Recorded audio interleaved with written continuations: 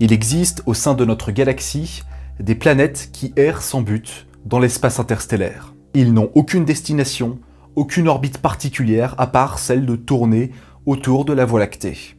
Aujourd'hui, nous allons tenter de comprendre comment, mais surtout pourquoi est-ce que ce phénomène existe.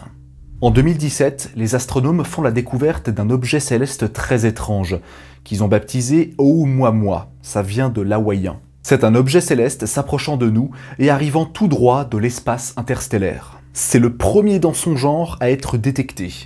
Il ne vient pas de notre système solaire, mais d'un autre système stellaire extérieur. Son passage a été unique. C'est la première et la dernière fois qu'il vient nous visiter. 5 ans après sa découverte, Oumuamua fait toujours couler beaucoup d'encre. Certains continuent de prétendre qu'il s'agit là d'un vaisseau extraterrestre, d'autres y voient un bout d'exoplanète qui a été éjecté à la suite d'un événement cataclysmique. Mais ce sera sans doute le sujet d'un autre épisode dans le futur. On a également parlé sur la chaîne il y a quelque temps de la météorite de Murchison qui, d'après les dernières analyses, viendrait probablement de l'espace interstellaire avec un âge estimé à 7 milliards d'années. Nous avons de très bonnes raisons de penser que le nombre de détections d'objets de ce style exploseront dans le futur à mesure que nos instruments optiques s'améliorent. Mais est-ce que cela peut aussi être le cas pour d'autres astres, comme les étoiles ou les planètes ? Par définition, une étoile erre dans l'espace et orbite autour de la Voie lactée. Mais elle trimballe avec elle une autre étoile, ou bien des planètes, des astéroïdes et tout un tas d'objets célestes qui le suivent. Cependant, les premières étoiles errantes, avec rien autour que l'on a détecté, sont des naines brunes. On les appelle comme ça parce qu'on estime que ce sont des étoiles ratées, entre guillemets. Ce sont des astres qui n'ont pas pu enclencher la réaction thermonucléaire en leur centre, et ainsi briller de leur propre lumière. Elles sont trop peu massives pour être des étoiles dites classiques, et pas assez massives pour être considérées comme des géantes gazeuses. C'est aussi pour cette raison que la planète Jupiter ne peut jamais devenir une étoile, contrairement à ce qu'affirment certains. Mais j'en ai déjà parlé dans un ancien épisode. Mais pourrait-il y avoir, en plus des naines brunes, des planètes qui ne tournent dans aucun système solaire et qui errent sans but dans l'espace ? La réponse est évidemment oui, parce que sinon il n'y aurait pas d'épisode. Le mot planète vient du grec qui signifie astre errant. Et si on veut chipoter sur les mots, une planète errante est par définition un pléonasme. Le terme planète errante est très approprié pour décrire ce que nous avons là. Des planètes hypothétiques qui errent seules dans le cosmos et dont l'attraction gravitationnelle des étoiles voisines n'est pas suffisante pour les attirer. Ce sont des objets froids, perdus, et qui n'émettent aucune lumière.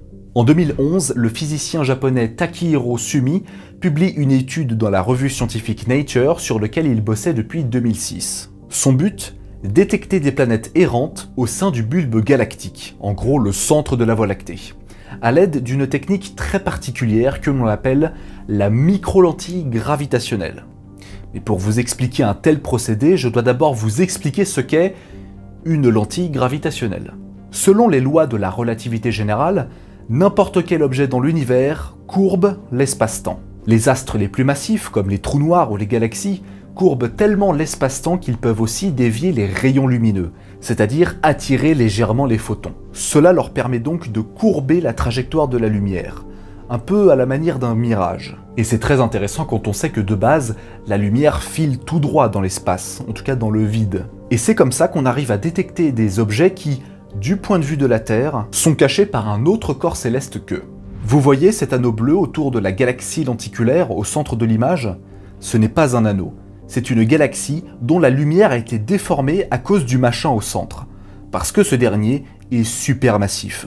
C'est ce qu'on appelle la lentille gravitationnelle.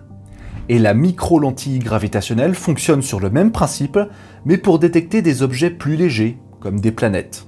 C'est avec cette méthode que Takehiro Sumi et son équipe de chercheurs ont réussi à détecter plusieurs dizaines de planètes errantes au sein de notre Voie lactée. La majorité de ces corps sont semblables à des planètes gazeuses, à la manière de Jupiter ou de Saturne. Et non seulement aujourd'hui nous sommes capables de les détecter en masse, mais en plus, on pense qu'il y en a beaucoup plus que prévu. Nous ne pouvons pas tabler sur un seul chiffre pour ce qui concerne les autres galaxies, mais pour la nôtre, en proportion et avec une extrapolation mathématique, On estime le nombre de planètes errantes à un peu plus de 400 milliards. C'est plus que le nombre d'étoiles que contient la Voie lactée. Depuis la détection des premières exoplanètes dans les années 1990, nous pensions que les planètes ne pouvaient orbiter qu'autour d'un système stellaire, autour d'une étoile ou de plusieurs étoiles. Aujourd'hui, nous savons que ce n'est plus le cas. Détecter une planète errante est plutôt difficile, parce que son influence gravitationnelle n'influence quasiment rien autour d'elle, elle est isolée et elle n'émet aucune lumière. Si la Terre était une planète errante et que la vie serait la même, on verrait de la lumière depuis l'espace à cause de la pollution artificielle lumineuse que provoquent les êtres humains. Mais en l'absence de vie sur un corps céleste, ce dernier paraît invisible dans la nuit noire. Détecter une exoplanète dans un système stellaire est bien plus facile, à titre de comparaison en tout cas, parce qu'elle reflète la lumière de leur étoile, et lors d'un transit, c'est-à-dire un passage de l'exoplanète devant l'étoile par rapport à nous, on peut la détecter avec le changement de luminosité de l'étoile. Mais avant de partir à la chasse aux planètes errantes, on pourrait aussi se demander comment et surtout pourquoi elles se retrouvent à errer dans l'espace sans aucun but ni objectif dans la vie. Ces planètes nagent dans un océan de vide et ne récoltent jamais les poissons du bonheur. Ouais, parfois je suis poète. Plusieurs théories ont été proposées pour expliquer leur mystérieuse origine. La Terre et ses voisines du système solaire sont nées de l'accumulation de matière dans ce qu'on appelle un disque protoplanétaire lors de la formation du Soleil. Mais il est tout à fait possible qu'il y ait des nuages de gaz et de poussière dans le cosmos qui permettent l'apparition de planètes, mais pas d'étoiles. À ce moment-là, ces planètes deviennent automatiquement errantes et commencent à voguer dans l'espace comme bon leur semble. Une autre théorie prend appui sur l'assistance gravitationnelle. Oui, je sais, ça fait encore un concept avec gravitationnel dedans, mais vous allez voir, c'est super simple à comprendre. Quand un corps céleste passe près d'un autre plus massif, sa vitesse augmente, parfois considérablement. Sa trajectoire se courbe et il peut aller dans une autre direction, et surtout plus rapidement. L'assistance gravitationnelle est un procédé utilisé par les sondes spatiales qui traversent le système solaire. Le plus bel exemple est celui de Voyager 2, qui a effectué un survol orbital de Jupiter en 1979, de Saturne en 81, d'Uranus en 86 et de Neptune en 89. Et sur ce graphique, on distingue bien les changements de vitesse et de trajectoire que prend la sonde. À chaque fois qu'il y a un changement de vitesse et de direction, c'est lorsqu'elle passe près d'une planète, qu'elle effectue un survol orbital. Aujourd'hui, Voyager 2 parcourt l'espace et s'éloigne du système solaire à une vitesse beaucoup trop rapide pour que le Soleil la rattrape à nouveau. Elle est donc condamnée à quitter notre voisinage cosmique pour ne plus jamais revenir. Eh bien, c'est peut-être aussi le cas avec les planètes errantes. La Terre et ses voisines sont en résonance orbitale, c'est-à-dire qu'elles s'influencent, mais leur orbite reste stable. La Terre ne va pas partir valdinguer comme bon lui semble du jour au lendemain, et ça on le sait. Mais dans un système où la résonance orbitale est aux fraises, les planètes s'additionnent, se percutent, fusionnent, se disloquent, et certaines d'entre elles peuvent même être éjectées par effet de l'assistance gravitationnelle. En quittant leur système solaire pour toujours, elles sont condamnées à voguer dans le milieu interstellaire sans jamais rencontrer un autre astre avant des dizaines de milliards d'années. Peut-être même que notre propre système solaire a pu éjecter des planètes qui étaient en trop lors de sa formation. C'est même plus que probable. On sait qu'il y a eu des planètes qui n'existent plus, à l'image de Theia, l'impacteur qui a percuté la Terre et dont les rémanents ont formé la Lune.